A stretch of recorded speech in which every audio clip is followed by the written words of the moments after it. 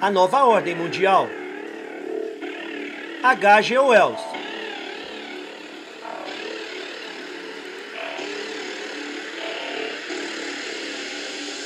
Parte 9.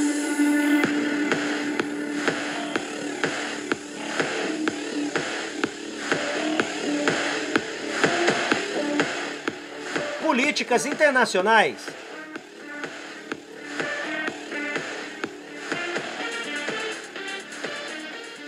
E agora, tendo completado nossa imagem e pelo que os elementos sensatos na sociedade humana podem razoavelmente trabalhar e esperar, tendo superado os pesadelos horríveis da guerra de classes e do estado escravagista totalitário de nossas imaginações, então agora somos capazes de atacar os enigmas imediatos do conflito internacional e do relacionamento com algumas esperanças de uma solução geral.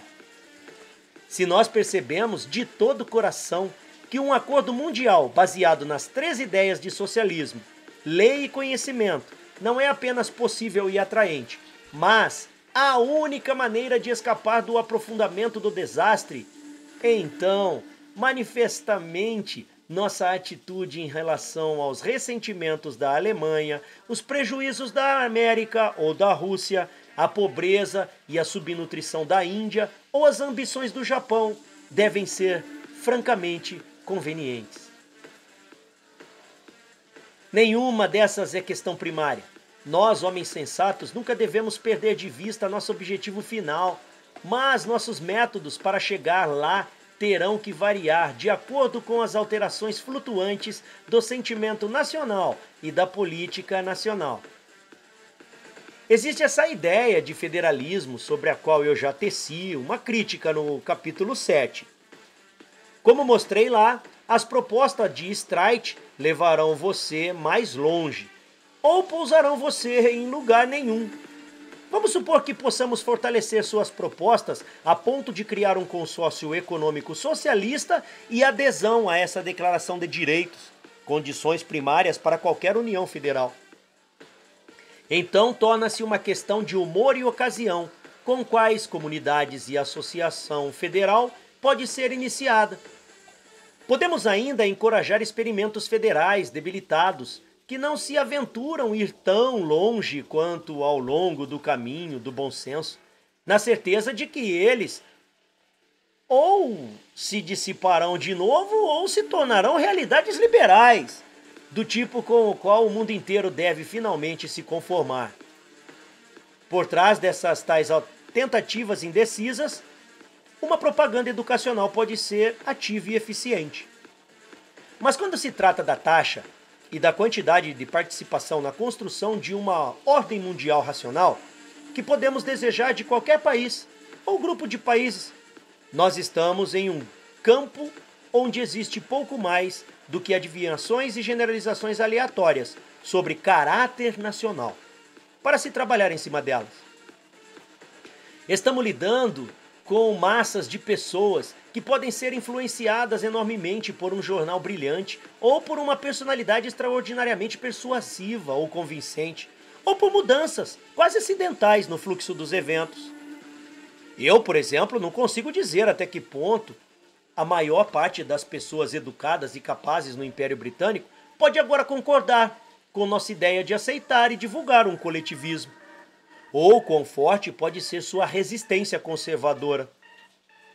É o meu próprio país, e eu devo conhecê-lo melhor, e não conheço bastante desapaixonadamente, ou bastante profundamente para decidir isso.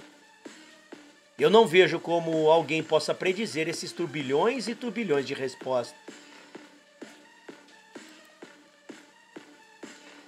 A defesa de tais movimentos da mente e da vontade, como eu estou falando aqui, está em si mesma, entre as causas operacionais do ajuste político, e aqueles que estão envolvidos na luta são menos capazes de estimar como ela está indo.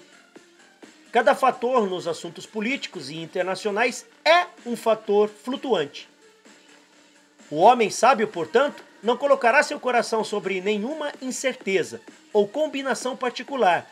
Ele favorecerá tudo o que se direcionar ao fim que almeja.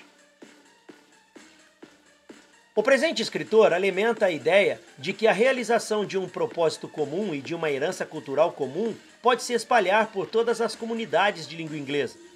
E não pode haver danos nos esforços para dar essa expressão concreta. Ele acredita que a dissolução do Império Britânico pode inaugurar essa grande síntese. Ao mesmo tempo, existem fatores contribuindo para uma associação mais estreita nos Estados Unidos com o que chamamos de as potências de Oslo. Não há razão para que uma dessas associações deva ficar no caminho da outra. Alguns países, como o Canadá, já repousam sob o que é, praticamente, uma garantia dupla. Ela tem a segurança da doutrina Monroe e a proteção da esquadra britânica. Uma Alemanha de 80 milhões de pessoas que foram persuadidas a concordar com a Declaração de Direitos do Homem e que já é altamente coletivizada, pode chegar muito mais cedo a um regime socialista completamente liberal do que a Grã-Bretanha ou a França. Se ela participar de um consórcio para o desenvolvimento das chamadas regiões politicamente atrasadas do mundo, pode já não estar disposta a promover aventuras militares, além de estresse e miséria. Ela pode entrar em uma fase de recuperação social e econômica tão rápida que estimule e responda a todos os outros países do mundo. Não cabe a outros países ditar sua política interna. E se o povo alemão quiser permanecer unido como um povo, em estados federados ou em um estado centralizado, não há nenhuma justiça nem sabedoria os impedindo. Os alemães, como o resto do mundo, têm que ter sucesso com a coletivização. Têm que produzir seu padrão. E não pode se entregar a isso se eles são artificialmente divididos e desorganizados por algum esquema antiquado do cais de Quai d'Orsay. Eles devem fazer a coisa certa, ao seu próprio modo. Que a tradição beligerante possa persistir na Alemanha por mais ou menos uma geração é um risco que as potências atlânticas têm de correr.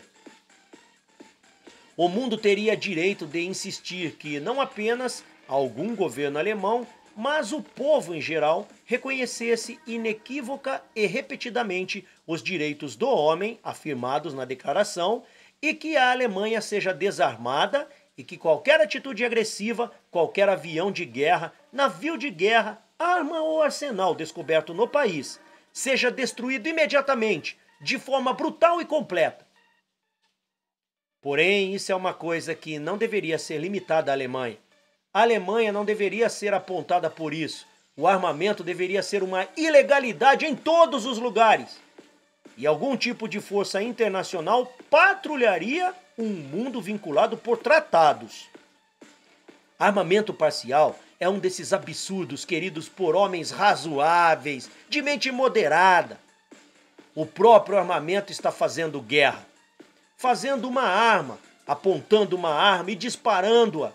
São todos atos da mesma ordem. Deveria ser ilegal construir, em qualquer canto do mundo, todo mecanismo com propósito específico de matar homens. Quando você vê uma arma, é razoável perguntar: quem é que planeja matar? O rearmamento da Alemanha, depois de 1918, foi amplamente tolerado, porque ela jogou com a russofobia britânica contra o medo russo de um ataque capitalista. Contudo, aquela desculpa já não pode servir a nenhum traficante de guerra dissimulado no meio do seu povo, depois do seu pacto com Moscou. Liberada dos encargos econômicos e das restrições que aleijaram sua recuperação após 1918, a Alemanha pode encontrar uma saída completa e satisfatória para a energia de seus homens jovens na sua coletivização sistemática, elevando o padrão de sua vida comum, deliberada e constantemente, dando à Rússia uma vantagem em eficiência e forçando a política indiferente e a desatenção evasiva do mundo atlântico a permanecer concentrada nas realidades da vida.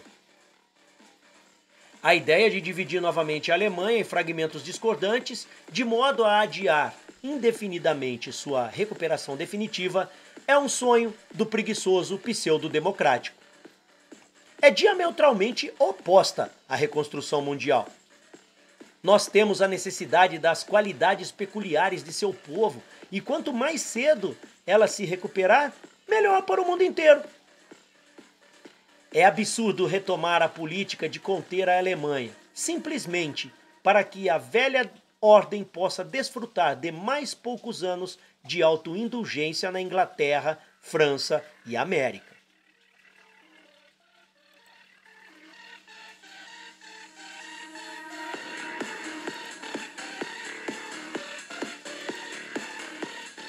Um medo demorado da agressão militar alemã pode não ser tão ruim para os estados menores do sudeste da Europa e da Ásia Menor, demolindo seu nacionalismo excessivo e os induzindo a trabalhar juntos. A política do homem sensato deveria ser muito mais bem acolhida por todos os experimentos possíveis em entendimentos internacionais duplicados e sobrepostos um sobre o outro. Ele tem que assistir às atividades de seu próprio Ministério das Relações Exteriores com inveja incessante, em busca de sinais daquele espírito maquiavélico que fomenta a divisão entre governos e povos estrangeiros e planeja perpetuamente frustrar o movimento progressivo nos assuntos humanos, convertendo-o num vai e vem indeciso da balança do poder. Este livro é uma discussão de princípios orientadores, e não dos intermináveis problemas específicos de ajuste que surgem no caminho para a concretização mundial da unidade coletiva. Eu vou só passar a vista naquela velha ideia de Napoleão III, a União Latina, por meio da possibilidade de uma situação na América do Sul espanhola e portuguesa, paralela àquela amontoação da doutrina Monroe e das pátrias europeias, coisa que já existe na prática, no caso do Canadá. E também não discorrerei sobre as múltiplas possibilidades de aplicação sincera da Declaração dos Direitos do Homem na Índia e na África. E particularmente para essas partes do mundo nas quais mais ou menos povos negros estão despertando para realidades da discriminação racial e da opressão. Eu vou contar uma passagem advertindo contra qualquer tratamento maquiavélico do problema do norte e do leste da Ásia, no qual os britânicos podem ser conduzidos por sua russofobia congênita.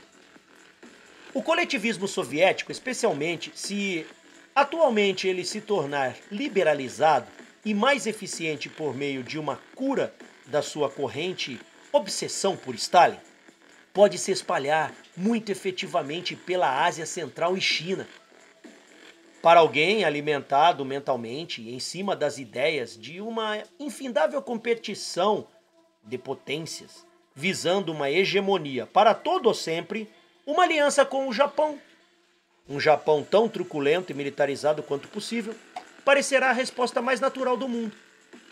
Contudo, para qualquer um que tenha compreendido a realidade da presente situação da humanidade e a conveniência urgente da coletivização mundial, essa unificação imensa será algo para acolher, criticar e ajudar. O velho pesadelo dos projetos para a Índia, por parte da Rússia, também pode fazer sua parte para distorcer a situação asiática para muitas pessoas. No entanto, uma centena de anos de negligência misturada à exploração e surtos ocasionais de genuína solicitude deveriam ter ensinado aos britânicos que o destino final das centenas de milhões da Índia não repousa agora sobre nenhum governante conquistador, mas total e exclusivamente na habilidade dos povos indianos para cooperar na coletivização mundial. Eles podem aprender muito por meio do preceito e exemplo da Rússia e do mundo de língua inglesa. Porém, os dias para mera revolta ou para assistência por uma mudança de mestres passaram. A Índia tem que resolver por si mesma, com sua própria maneira de participação na luta por uma ordem mundial, a partir do Raj britânico como uma linha de referência. Nenhum poder externo pode resolver isso para os povos indianos, nem forçá-los a resolver se eles não tiverem vontade.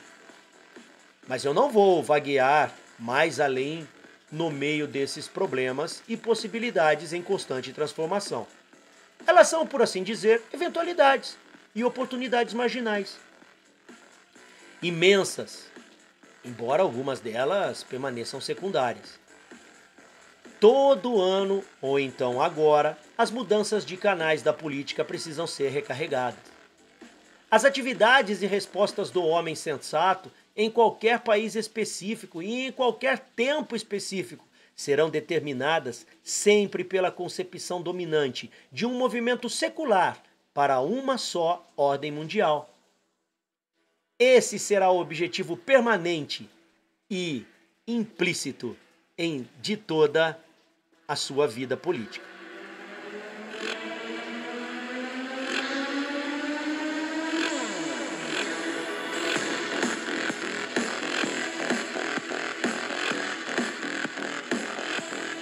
Há, todavia, outra linha de consolidação mundial para a qual se deve chamar atenção antes de concluirmos essa sessão.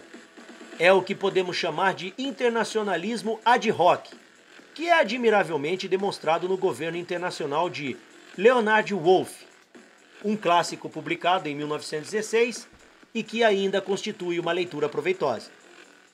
A típica organização ad hoc é a União Postal, que David Lubin, aquele brilhante pensador desprezado, deveria ter desenvolvido até controlar o transporte e equalizar fretes por todo o mundo. Ele baseou suas ideias na sua experiência prática nos negócios de encomendas por correspondência, do qual derivou sua fortuna muito considerável. A partir daquele problema de ajuste de frete, ele passou à ideia de uma pesquisa controlada do mundo, para que uma escassez aqui ou um excesso ali pudesse ser previsto e remediado a tempo. Ele teve a visão na forma do Instituto Internacional de Agricultura em Roma, que em seu apogeu fez tratados com um poder soberano independente para o suprimento de devoluções a partir de quase todos os governos da Terra. A Guerra de 1914 e a morte de Lubin em 1919 assinalaram o desenvolvimento desse experimento admirável e mais inspirador do internacionalismo ad hoc. Sua história é certamente algo que deveria fazer parte da educação obrigatória de todos os estadistas e jornalistas. No entanto, nunca na minha vida conheci um político profissional que sabia alguma coisa, qualquer que fosse, ou que queria saber alguma coisa sobre ela. Ele não recebeu votos. Pareceu difícil rotulá-lo. Qual foi o bom disso? Outra organização ad hoc que pode ser capaz de uma extensão considerável de suas funções é a Elder Braintree of Trinity House, que controla os faróis e os mapas dos mares em todo o mundo. Mas seria necessário uma revisão e uma extensão assaz considerável do livro do Sr. Wolff, e apesar das tensões da guerra que têm atrasado e, em alguns casos, revertido seu desenvolvimento, estaria muito além do nosso presente alcance atualizar o percurso histórico de redes de trabalho internacionais ad hoc, classificando desde convênios comerciais internacionais, organizações científicas e técnicas, repressão ao tráfico de escravos brancos e cooperação policial internacional, até serviços de saúde e missões religiosas. Do mesmo jeito que sugeri que os Estados Unidos e a Grã-Bretanha podem se tornar socialistas completos sem saber, também não é um sonho totalmente impossível que o mundo descubra, para sua grande surpresa, que já é praticamente uma cosmópole, através da extensão e do entrelaçamento dessas cooperação ad hoc. Em todo caso, temos esse processo colateral muito poderoso, seguindo lado a lado com os esquemas políticos mais definidos que nós discutimos.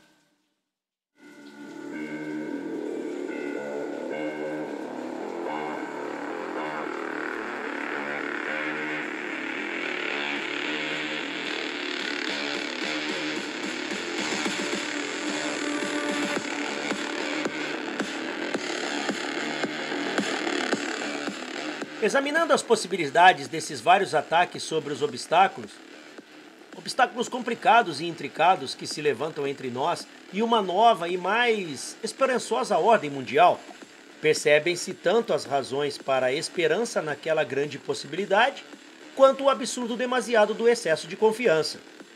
Somos todos como soldados, num vasto campo de batalha. Não podemos ter certeza da tendência das coisas. Podemos ficar exaltados quando a desilusão estiver lançando-se impetuosamente sobre nós. Podemos estar à beira do desespero, sem saber que nossos antagonistas já estão em colapso. Minhas próprias reações variam entre uma fé quase mística no triunfo final da razão humana e da boa vontade e a propensão de determinação estoica para continuar até o fim, diante do que parece algo como um desastre inevitável. Há fatores quantitativos nas perspectivas, para os quais não têm dados. Existem elementos de tempo e oportunidade, além de qualquer estimativa. Cada uma dessas atividades que estivermos investigando tende a atrasar a aproximação da destruição e fornece um ponto de apoio para uma nova contraofensiva ao adversário.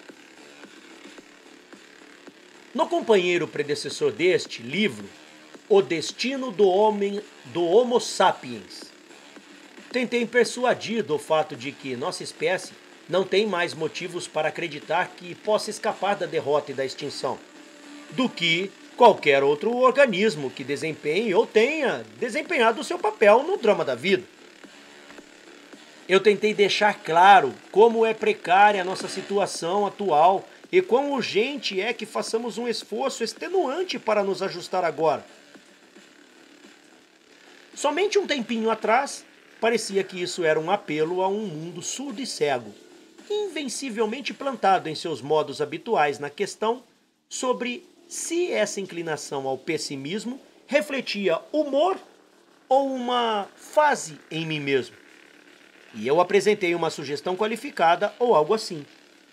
Mas, da minha parte, não achei nenhum motivo sério para acreditar que o esforço mental, que era claramente necessário para que o homem escapasse daquele destino que marchava sobre si, jamais seria feito. Suas resistências conservadoras, sua apatia, pareciam incuráveis. Agora, de repente, em todo lugar, a gente se encontra com mentes alarmadas, abertas e perguntadoras. Até agora, tremendas deslocações da presente guerra foram imensamente benéficas em despir o que parecia ser ilusões de segurança bastante invencíveis, apenas um ano atrás. Eu nunca esperava viver para ver o mundo com os seus olhos tão amplamente abertos quanto eles estão hoje. O mundo nunca esteve tão alerta. Pouco pode vir disso, muito pode vir disso. Nós não sabemos. A vida não significaria absolutamente nada se soubéssemos.